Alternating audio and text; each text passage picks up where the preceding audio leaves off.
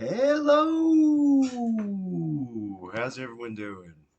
Been thinking about Deicide lately, man. Obviously, that AI album cover, lots of controversy. They were all over the news, all over CNN, and a lot of the younger crowd tends to write off Deicide, and sometimes I can understand why. And you don't hear a lot of modern bands that are taking obvious influence from Deicide. The current crop of young death metal bands seems to be more into Incantation, Mortician, Gorguts, Demolic, Bolt Thrower. You kind of hear the same handful of bands get name dropped over and over.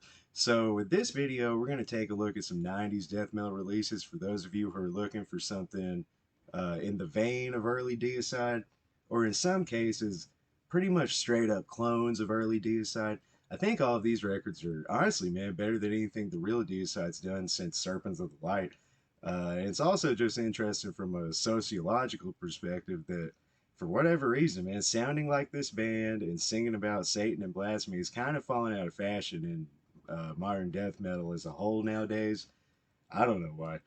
But first on the list is Graveside's Sinful Accession from 1993, an early Russian death metal band. This is a pretty blatant worship album of the first two Deicide records, but goddamn, man, I think it's got uh, better production, better songwriting, and dare I say it, even funnier lyrics than anything Deicide's done since Serpents of the Light. Now, you guys thought I was about to say that it's better than the first Deicide records, and it's not. Sorry, but it's fucking killer. These guys pretty much didn't do shit after this, so this one's kind of stuck in hidden gem purgatory. Two of the guys from the band are dead, so there's really no hope for them to like cash in, I guess, and come and do a comeback and all that. But check out the song "Pray, Pray to Your Asshole Mortals."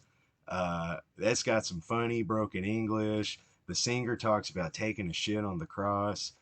Definitely check it out. The album has some very tasteful keyboards that don't get in the way at all, in my opinion, man.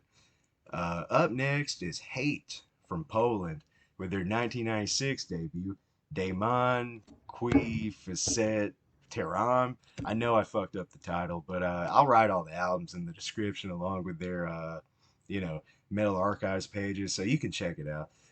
So a lot of people into underground metal might be familiar with Hate. They've kind of gone for this like behemoth style, and I never really dug into them, man, because I'm not the biggest behemoth fan in the world. Hate to sound this way, but I actually like their demos the most back when they still sounded like Bathory. But that's for another video. Anyway, it turns out the first Hate album is pretty much some solid fucking Deicide worship, man. It's pretty much a cross between Deicide and some early Vader, although not as thrashy as Vader.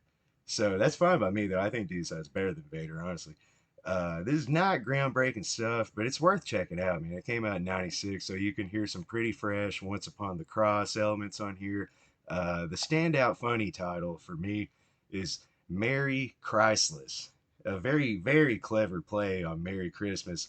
And I mean, you're not going to see Cruciamentum or Franolith or Blood Incantation with a title that over the top, you know what I mean?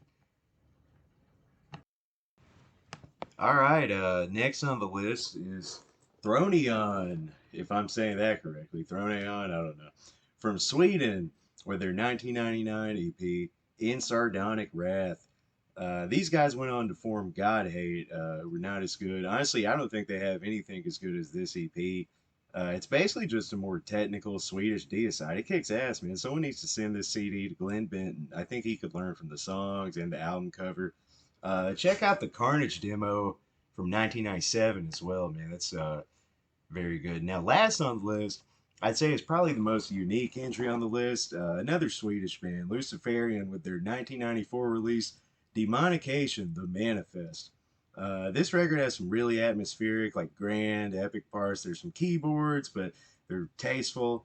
I think this one is probably the most likely on the list to appeal to people who maybe are not into Deicide, but they're watching this video anyway for some reason.